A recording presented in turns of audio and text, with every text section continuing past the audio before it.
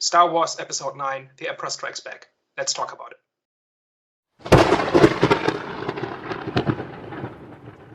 Hello, everyone. Welcome back. We are back. The Eye of the Storm podcast. Hi, Daniel, can you please explain to the audience what we are going to be discussing? So this is the 9th and final episode of our journey through the Star Wars saga. The series is called Have You Seen, in which we talk about a movie that some of us know well and some of us have just seen for the first time. We've made our way all the way to the end to Episode 9, The Rise of Skywalker, which Hervé and I have seen before and you just saw for the first time. So what's your general takeaway of the final chapter in the Star Wars saga? There's no limits to the Force. Like I said, you know what? This episode has definitely added more confusion when it comes to just the limitation of the Force and what the Force actually is. Firstly, let me start off by saying I actually enjoyed this movie from when Rhea lightning came out of Rhea's fingers. When that happened, I was like, oh, okay. That's strange and that's interesting because I'm only Palpatine, which ended up being alive again. I've only seen that from him, so I'm like, oh, okay. So there's more to her story, but overall, I actually enjoyed this one. Out of all the movies, I'll definitely say it was definitely top 3. But yeah, there was still more confusions when it comes to like what the Force is and. Cool question. Was there like some sort of Christianity? Like did they get some of the inspiration from Christianity? Because even like at the end when people are dying, like Rhea dies, they pretty much disappear like Jesus did. And then the way that they speak sometimes and their philosophies, and it's like it feels very like there's some sort of Christian influence in that. I don't know. So the Force and the Code of the Jedi is very closely inspired by East Asian religions such as Buddhism and Taoism. So this whole thing of letting go of the self and being at peace with the world and things like that, those are very much Buddhist concepts, as understood by George Lucas in the 70s. So that part, I would say, is not directly a Christian thing. The whole thing about the chosen Messiah that is a virgin birth and stuff like that, that is very close to a Jesus allegory, right? Like even the theme of sacrifice was big in this as well. I was thinking, okay, so yeah, sorry, carry on. No, I'm just saying Anakin's story has a Jesus allegory in it, even if there's other stuff going on. But yeah, just the Force in general is very much influenced by East Asian religions primarily. Jonathan. Yeah. I'm very curious to know, what was your thoughts when you saw Palpatine had come back, and did you think it was a good choice? It was interesting because I didn't know. So before starting the movie, I didn't know what was next for them, right? Well, I actually didn't know what was next. I thought, okay, so now they're gonna go up against Kylo Ren. By the way, guys, if you're new to this, just know I always get characters' names wrong, so I always ask for clarification. But Kylo Ren, right? So I thought, okay, the story was gonna be now it's Rey versus Kylo Ren. So then bringing back Palpatine, I didn't have an issue with it. Even though you saw him die at the end of even though we saw him die. I get it, but there's many things in Star Wars which I wouldn't say is ridiculous, but it's very, let's just say, over the top and unrealistic, right? So with Palpatine coming back to life, I obviously I saw him die, but at the same time I said, it's freaking Star Wars, so it is what it is. Like, who knows what could have happened. And plus, he looked like he was barely living anyways. And where they found him, it kind of was fitting for where he actually died. So I was like, okay, so maybe somehow he survived the fall. And then obviously, he could hardly move anyways. But then, so obviously when Rhea and Kylo Ren ended up giving him life force, which, by the way, their relationship dynamic is very, very dodgy. But, so when they ended up giving him his life force back, I was like, okay, it was pretty cool. And also what I found cool was that they didn't kill off the enemy straight away, as in, especially when when the enemy reaches their full potential. A lot of movies have a tendency to kill them off like a minute later, or even straight away, or before they even reach their potential. So I like the fact that they actually allowed Palpatine to reach his full potential and cause havoc, even though it lasted for about 3, 4, 5 minutes. But still, I like seeing that. But yeah, in terms of Palpatine coming back, I didn't have an issue with it, and I'm assuming a lot of Star Wars fans did. Let's look into that. So, does it change Anakin's story arc? He was supposed to be the chosen one who brings balance to the Force. Yeah. He gets redeemed by turning on Vader and killing him, and just before dying, right? So, and at that moment, he has brought balance to the Force because he has removed, like, the idea of balance in the Force is not well defined in the movie, so there are different thoughts in terms of what that exactly means. One of those interpretations is that the dark side is the imbalance, and so as long as there are people using the dark side, there's imbalance in the Force. And Vader or Anakin brought an end to that imbalance by killing Palpatine and then dying so that there were no Sith left. Another interpretation is that both the Jedi and the Sith died with Anakin Skywalker, right? Because there was no Jedi Order afterwards, and there were also no Sith, and so there was the Force was in balance again. Whichever interpretation you subscribe to, that was Anakin's big character arc, right? That he, in the end, turned on Palpatine and atoned for his crimes, right? By spending his last moments of his life trying to end that evil. And now we learn that he hasn't. Does that matter? I don't necessarily, for me personally, I don't think it matters. The reason why I say that is because of who Anakin became. So it's not like he was a hero. You know what I'm saying? Like, even though he became a hero in those last 2 minutes of his life, or not his life, near the end of his life, you know, I think it had some impact for a couple of years. I don't know how many years forward, but it had impact for, you know, the amount of years that Palpatine was pretty much in hiding or just away. Do you know what I'm saying? So it did have impact, but it just didn't have impact to the point where it ended or brought balance to, you know, what you were saying. What you saying? It brought balance to what? Sorry, the Force. Yeah, it brought balance to the that Force. that was the big prophecy in the prequels, right? That everybody was concerned about, that Anakin was supposed to bring balance to the Force, but then he betrayed the Jedi, and what does that mean exactly, and so on. Yeah. But who was saying that he was supposed to bring balance to the Force? That was the prophecy, and everybody believed that Anakin was the one who was going to fulfill the prophecy. And then it looked like he did because of what happened in Return of the Jedi. Yeah, I see. Is it a more interesting story if Anakin dies without having fulfilled the prophecy, but thinking that he has? Does that make the story more interesting?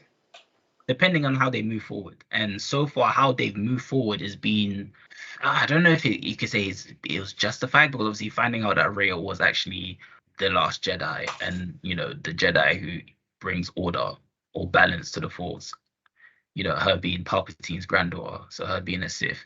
Yeah, I say it depends on how they actually move forward with the story. And for me personally, suppose this is the end.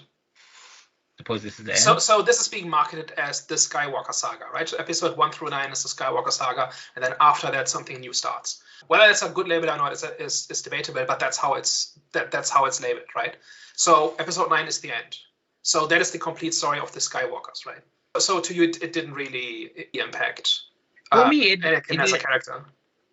For me, it didn't really impact as a character. 2 reasons, like I said, because you have to understand, Anakin ended up turning to the Force. So it was like him having such a happy ending, or bringing, you know, like you say, him fulfilling the prophecy was like, I don't mind if he was like a character, like, let's say, for example, Han Solo or Luke Skywalker, for example, then I would be pretty like, oh, their death pretty much amounting to nothing. Then I'd understand, because they literally, you know, they fought for their lives, you know, they fought for the people around them, they literally fought for pretty much the galaxy, right?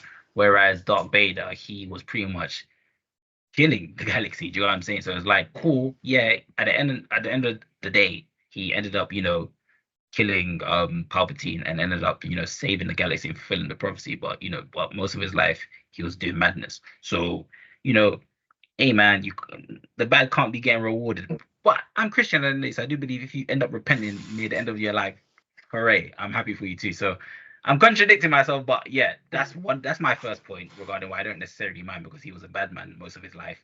The second reason is because I kind of like when old villains end up coming back. For example, when Frieza ended up coming back in Dragon Ball Z, when we all thought he died, I was ecstatic because I freaking loved Frieza. So Palpatine was kind of similar. Like, he was that guy's full of BS, man. Do you know what I'm saying? Like, you never believe that. Even when Rey came back, he was saying, oh, I didn't really want them to kill you. I didn't really want Kylo Ren to kill you. I just wanted him to bring you here. Or that was my plan for you to end up coming here so you can take the throne. Like, this guy is just full. Even though he probably was telling the truth. But that guy, he's just full of BS and sacrifice. But anyways, yeah, so I didn't mind, for me, that Palpatine ended up coming back, even though, like I said, he did die in front of all of our faces, ish, kind of, even though he dropped in darkness. He fell in black pit, but still, I didn't really mind because, I think out of all the villains in Star Wars, Palpatine is definitely the one that gives you that, like, he is the one that kind of makes things, what's the word? He produces that strong conflict in the movie like that. He's the one that raises the stakes when it comes to, like, the difference between bad and good, and how close it is from the world, how close it is that the villain's actually going to end up winning, and just, he just pretty much, he's the stake raiser is what I'm trying to say. So I didn't mind him coming back. Does he do anything interesting in this movie? Besides, not really. Okay, if you want me to be honest, not really, because all he's doing is, in comparison to how he was in the, in Anakin's journey, no, not really, because the only thing that he says is he tells Kylo Ren to go and kill Rey, and then he creates that BS story about, he didn't really want them to kill Rey, he just wanted her to come here. So not really, doesn't really do that something necessarily anything interesting when it comes to being strategic with what he's doing, but his presence and his voice, and I think the nostalgia and remembering of how, like, devious this guy can be is what kind of contributed to why I liked him in this film. What was your reaction when it was revealed that Rey was his granddaughter?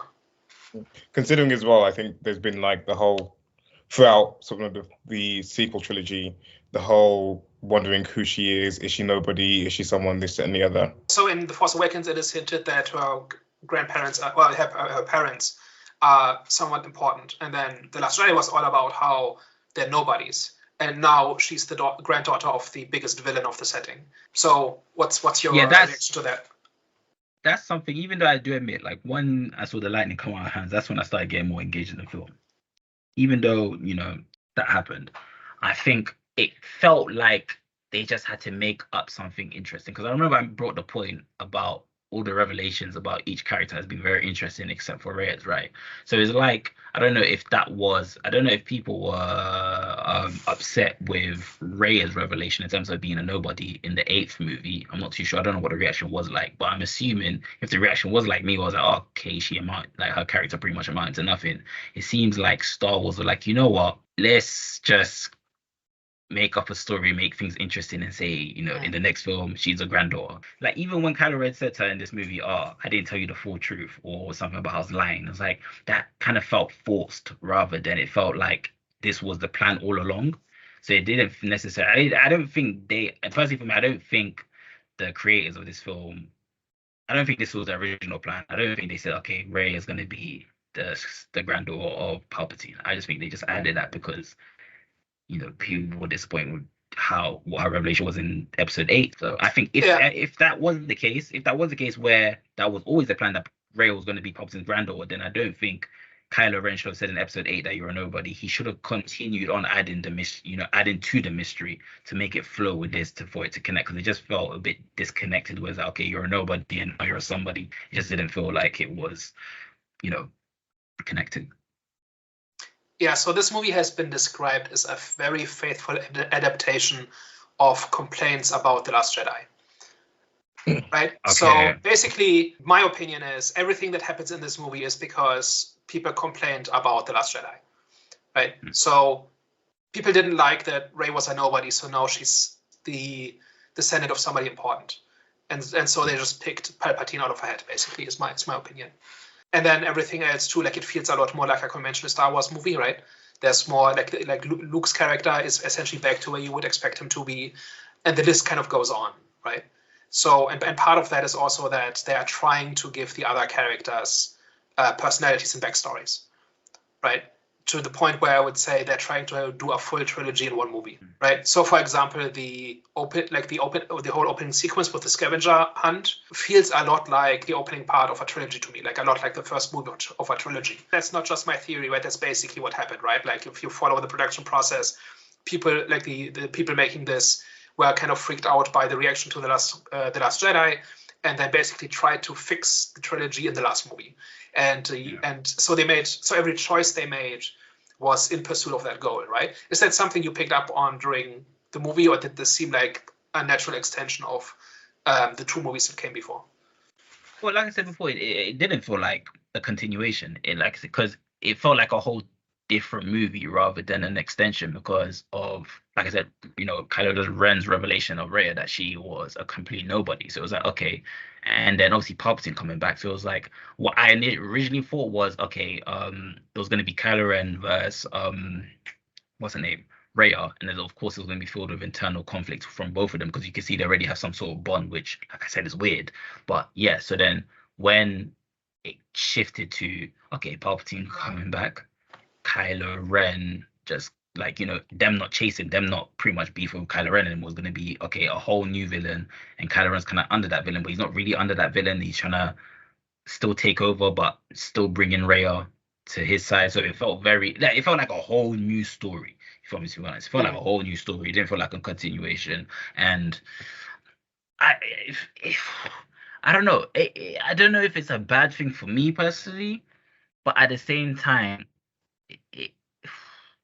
it does kind of taint a bit the whole Star Wars experience because it's like they should have kept to one storyline, if that makes sense. You know what I'm saying? So I think they should have just kept to, the battle between Kylo Ren and Rey and that internal conflict, just keep that going. Because, like I said, it did feel like because I think they tried to keep that storyline going, as because you saw when Kylo Ren ended up going back to the lightsaber, throwing away his lightsaber, but it felt very abrupt. So I do understand that it did feel like a whole completely different story rather than a continuation. What did you think about the screen time given to Finn and Poe? So in the Force Awakens, Rey, Finn, and Poe kind of seem to be the new main cast, right? And then Finn and Poe kind of fell off to the background very quickly during The Last Jedi, right? And now they're kind of back. And I think this is the first movie where they're all in the same scene at the same time, I think, if I don't misremember.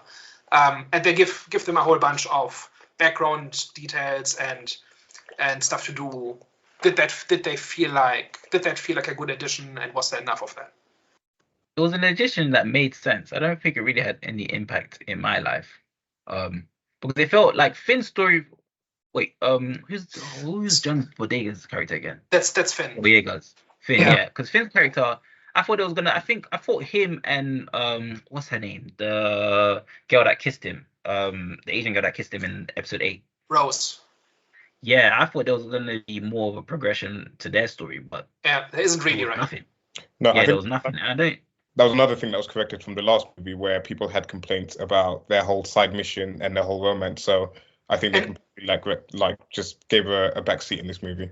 And didn't really like her in general. And so now she's still here, but she's nothing to do, right? She has maybe 2 lines. So that's another thing where you can kind of trace it back to complaints on Reddit. Right. Okay. But even Finn, and Rey's character felt unfinished because, of course, that scene where they were sinking, it wasn't sandpaper, it was like a sandpaper, right? And then I'm guessing Finn was gonna tell Rey how he truly felt, or something, right? There's obviously a mystery around Finn's feeling towards Rey, even though it seems very obvious that he likes her. It doesn't. I don't know. I don't know. Obviously, because I thought it wasn't that obvious anymore because Rose's character and obviously Finn's character. I thought there was going to be some sort of progression there, but so I thought that was going to add the spin in the works. But nothing amounted to their relationship, and nothing amounted to Rey's and Finn's relationship as well. So it was like, so you introduce 2 relationships in an episode. Well, obviously, Rey and Finn's relationship always kind of started off from Rey's introduction, but technically there's 2 relationships which are unfinished. So it felt like unfinished relationships in this movie. Even though Kylo Ren did kiss Rhea, he's dead. Do you know what I'm saying? And I don't think Finn ended up saying what he was gonna say to Rhea before they sunk at the end of the movie, did he? Or... Yeah, there's one weird choice, right? Like 2 or 3 times he starts to say something important, seemingly important, and then he gets interrupted, and then we're in the next scene, and he never actually gets to say it. It's like they forgot to finish. Yeah, except they did it 3 times, so they can't have forgotten, right? Like we can go through every individual plot point and everything. We can talk about whether or not it makes sense and whether it adds to a good story or not. But I think for me, everything in this movie is kind of there, not because for story reasons, but because they thought it would fix everything is there because of the anticipated fan reaction, I think. And as a result, nothing really means anything. But there's a lot of things there that kind of either look good or are superficially what people have been asking for, but nothing that really amounts to a story, really, right? Yeah. So, for example, so I've got a few examples, but the Knights of Ren are one example of this, right? So I think they were mentioned in episode 7, were absent in episode 8, if I remember correctly, and they are basically Kylo Ren's elite Force users, right? And they were all black, and they looked like they walked out of a death metal video. But none of them have names. None of them have personalities. They are not part of the story. They just show up and look cool. And to me, that's kind of the epitome of what this movie is, right? It's like stuff that seems to be related to a Star Wars movie, but it doesn't actually carry any meaning. Right. Another example of this is like in the original trilogy, everything about the Empire was either deliberate or kind of worked out as characterization, right? So, for example, the fact that X-wings can go to light speed and TIE fighters can't has a reason, which is that the rebellion is about individuals and about people working together for a common goal, whereas the Empire is about conformity and coercion. So if you are a TIE fighter pilot, you are kind of an extension of your commander's will, and so you're not supposed to act independently, right? You're supposed to be shackled to a Star Destroyer. And that is why a TIE fighter can't go to light speed and can't act on its own, right? And here the TIE fighters just follow the Millennium Falcon through the light speed skipping from one planet to the next, and nobody cares, right? This is not just a little trivia, like this is not just about pointing out, but the TIE fighters used to work differently in other movie, therefore it's bad. It's more like this used to mean something. It used to mean something why the TIE fighters can't go to light speed, but now they can, but there's no reason for it. See what I mean? To me, the entire movie is this way. And to add to that, because I brought up this point before in terms of like the Force, because now it seems like the Force has kind of gone out of hand now. Regarding what, because like I said, I thought there was some sort of Christianity influence because Rey is out here healing people like she's Jesus. So I'm like, whoa, like what's going on? So, what was people's reaction to how the Force was portrayed in this film? So the Force healing thing specifically was what got a very negative reaction, and there's more than one aspect to it. One of them is that in like the role-playing games and the comics and the books, there has been Force healing in the past. And they basically took it from that. And the other aspect is that the Force is all about life being connected with all other life. And so it kind of stands to reason that manipulating life in some way is something the Force should be able to do. So I wasn't as bent out of shape about that as a lot of other people were. It's more that I generally think healing powers are a good way to destroy your story because it removes stakes. And it doesn't really seem to really create nothing good happens because of this in the story, right? And it's also not an expression of who Rey is. Like if Rey was a healer or somebody who builds bridges or something like that, right?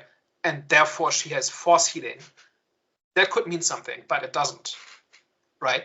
So it's kind of just there because we want people to talk about it on Twitter.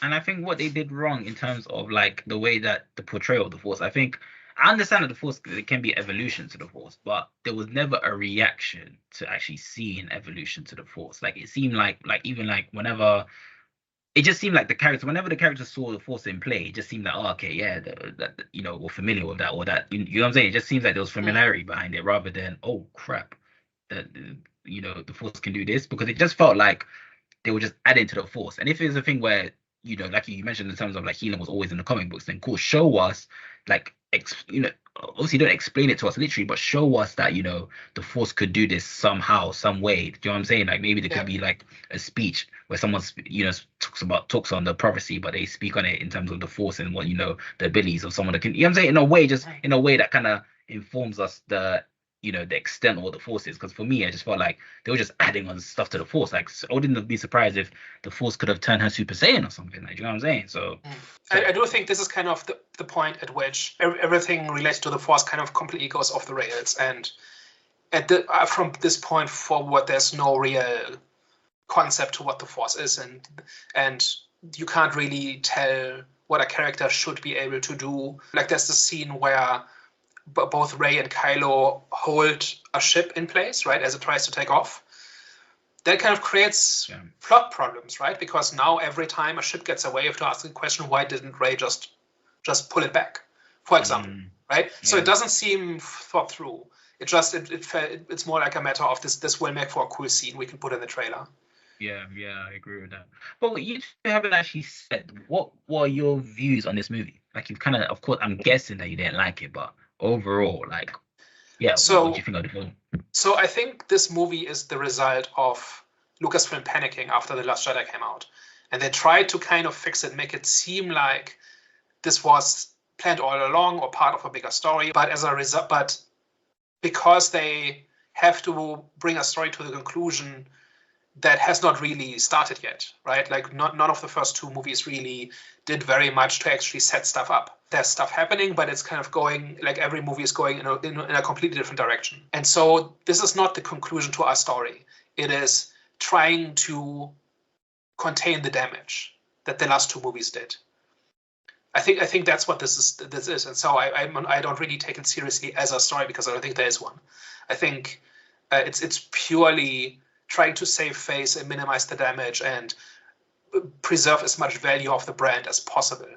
And so talking about character arcs and whatever, it's almost doesn't matter because that's not the kind of movie this is. That's my opinion.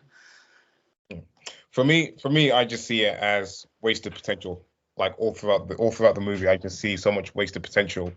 I mean, you've got things like obviously when Finn meets the girl, where sort of she and her group are a bunch of like ex-stormtroopers, etc. It seems like Finn could have been set on that path to have been sort of the one that helped a lot of stormtroopers kind of like rebel against sort of the Empire and sort of kind of bring people over to sort of the resistance side of things. All these kids that were forced to sort of become stormtroopers from very young.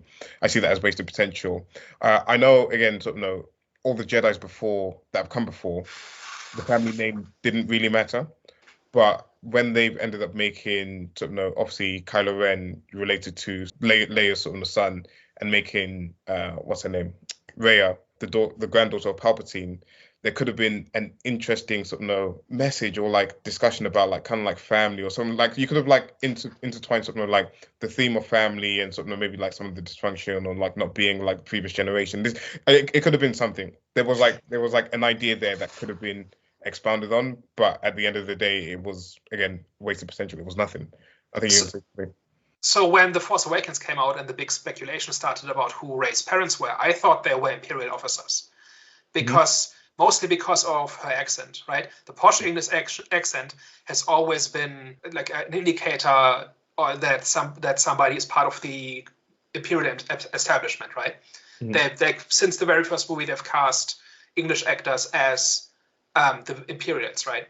And so I thought the fact that they cast an English actress as a protagonist with a mysterious past was a clue that her heritage was somehow linked to the Empire, and I thought they were Imperial officers. And that she would find this out, and then she would have to make a choice between, do I do the right thing, or do I get what I want, which is have an identity and belong somewhere? And the right? fact that would have been a very cool story. Yeah, the fact that you say that could have actually tied into Finn's story, because if they were Imperial officers that turned their back on the Empire and sort of wanted to protect their granddaughter, and then you got Finn that's a sort of a deserter of sort of the Empire as well, you have something in common there which they can kind of like then build on and expand on as well. I feel like, again, there was something potentially there that could have been explored more deeply. There's this whole theme of identity, right? Because Rey wants to belong somewhere and she doesn't know who she is. Finn was ripped from his family at a very young age and turned into a henchman. And now that he has deserted, he has no ties to anybody and needs to figure stuff out. Kylo has this heritage of both good and bad guys in his lineage, right? And he's being pulled into both directions at a time, and he becomes the pawn of Snoke and Palpatine, we later find out, right? So there is stuff going on here. Yeah. And I think if it hadn't been for The Last Jedi, then we could have had a movie, like a trilogy that follows these characters as they discover themselves and find their place in the galaxy, right? Like this thing is not doomed from the start. It could very well have been something. And the fact that it isn't, I think, is, like you say, complete wasted potential. Again, there's a lot of good things in all of these movies. Like you said, like the visuals, some of the fight scenes and stuff like that. It's just like the story that connects all three movies is just not strong enough. So as I was watching the Rise, more so for this movie than the other two, I thought this is very expensive, very pretty nonsense, and I wish it meant something. Do you know? Because all of this work that goes into creating these visuals and these set pieces and these sceneries, it all looks great, but there's nothing going on, right? None of it means anything. None of it builds to anything. None of it is connected to anything. It's just noise. And all of this talent and work, I'm almost finished. All of this talent and work could have gone towards telling a story. And that's the thing that, like, I used to be a little bit more aggravated about this, like 6 years ago, right? But the fact still remains. Nothing has changed really about this, right? No. And so, kind of like speaking on the visuals and it potentially like meaning something in regards to the story, what I thought could have been interesting, and I don't know whether it was done intentionally or not, was sort of the contrast between Obi-Wan and Anakin's fight on sort of the lava planet where there's all like the fire and stuff like that. And if you contrast it to Ren and Rey's fight on sort of the ship with the sea crashing and this, that, and the other, I don't know whether that was done intentionally. I don't know sort of what kind of like symbolism was meant to be there. But again, that could have been a good sort of connection between sort of that and the previous if you're kind of telling an interesting story there. But like I don't know whether it was just coincidence or whether there was something behind that. I think there's a lot of aping things, right? Like trying to make things look similar so that it feels like it means something. But if you think about it for 5 seconds, you pretty quickly come to the conclusion that it doesn't. Yeah, so there's lots more to talk about. We haven't really talked about the fact that Rey takes on the Skywalker name at the end, which I think is just pure. Yeah, that was so confusing. I'm sorry, I didn't get that part. Well, here's the explanation. It gets people talking on the internet. That's why it happens. Well, but why? I get it. Maybe because she had a lot of respect for her master, Luke, but at the same time, it's like to the point where you're gonna. But did she really? Like, she spent like a weekend with him. Mm-hmm. Well, true, but obviously Luke is such a prominent figure in the universe, so it's like, you're gonna build connections with people that the whole world admires. Yeah. Right. So I don't think there is any, like, it's not like she found family among the Skywalkers, and now she wants to continue their name or anything, right? It's purely that she calls herself that because it feels profound in the moment if you don't think about it. Like, if you're supposed to leave the cinema and have a warm, fuzzy feeling about it, and then you're not supposed to think about it anymore. That's why that happens. Yeah, but yeah, I hear that. But there was no reason, as in there was no build up to her actually being called a Skywalker. That sounds like, wow, that doesn't make sense. I get that you may, okay, cool. You don't want to be called freaking Rey. Palpatine's, is it Palpatine? That's his second name, right? But then that's wasted potential still. Like, to me, that's wasted potential. You've got like one of the biggest villains in the in the Skywalker saga that was sort of Palpatine, and then you can then have Rey sort of kind of repurpose that and like then sort of give the name sort of a new meaning and take it to sort of somewhere different and bring it to the light side. Again, it's wasted potential that just wasn't really well thought out. You can imagine a character arc that ends with her reclaiming the name Palpatine, right? Yeah, exactly. I don't think I would, because that could get her killed. Right, but it could be something like, it's not your name that defines you, it's your actions. Yeah. Right? And I may be a Palpatine, but I'm not a villain. That kind of thing. That could bring her into a new story. So I do agree with that, actually. Maybe if she did call herself Palpatine, then, kind of like redefining that her name as one point, as in like one theme, and then a new movie could have been explored. So yeah, okay, I kind of agree with that. The whole Skywalker thing, that makes sense. Because it's quite interesting, because I know that they are working on a Rey movie, a new movie for Rey, and it's like, are we going to go into it with her still being Rey Skywalker, which is controversial. I don't know if many people even like that, or whether they take a character. It's going to be interesting to see what they do with that. Yeah, but that's a video for another day. Yeah. So before we finish, I've got a question for Hervé. You just had a child, right? Yeah. And in circa 2038, he's going to be old enough to appreciate Star Wars, right? Mm-hmm. Are you going to show him Star Wars, and if so, which ones? I don't think I'll actually, which is really disappointing. I don't think, of the franchises that I grew up watching, I don't think Star Wars will be high up on the list of things to show them. Any specific reasons? It's not great. It's not great. If I compare it to some of the ones that I'm excited about, like your Harry Potters, your Marvel movies, your even Dune, fantastic. These are things that I've loved throughout, and I can't wait. Like, I'm so excited to introduce him to it and sit down and watch it with him.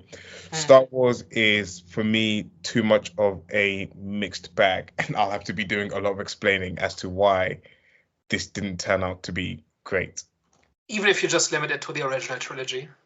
I don't think I love the original trilogy enough to introduce it to him, personally. Okay. So, final question, Jonathan, what's your final takeaway on Star Wars? You've just not seen the entire thing, like the entire main series. What's your takeaway? I could rate my takeaway, which would be, I'd give the whole franchise a 6 out of 10. Do you understand why it's such a classic, or because when you go back to our first video, you were kind of lukewarm on episode 4, right? Yeah. I think the only thing I could say, it's obviously it was the first of its kind when it comes to obviously like the technology which was used. That's potentially the only thing that I could, muster up in defense of Star Wars. In terms of like the story itself, and I think for me the reason why it wouldn't be high on my list when it comes to other franchises and just like the whole sci-fi genre is because, like I've mentioned this many times, like having that emotional connection with something that I watch is very important. Like if there's like emotional feelings that are triggered while I'm watching something, then that makes it memorable for me. In terms of Star Wars itself, I don't think that's why I think it was missing.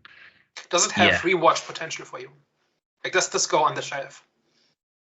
Honestly, no.